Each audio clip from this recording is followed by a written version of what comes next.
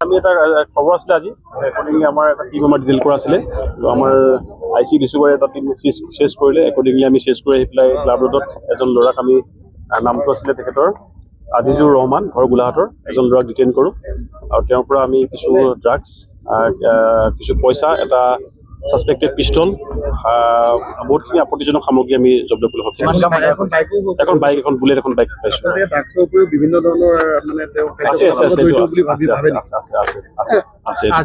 কিবা ডকাইতি কাণ্ড সংঘটিত আমি চাম এতিয়া ভেৰিফাই কৰিম আমি পিষ্টল এটা পাইছে আপোনাৰ হয় আমি ভেৰিফাই কৰিম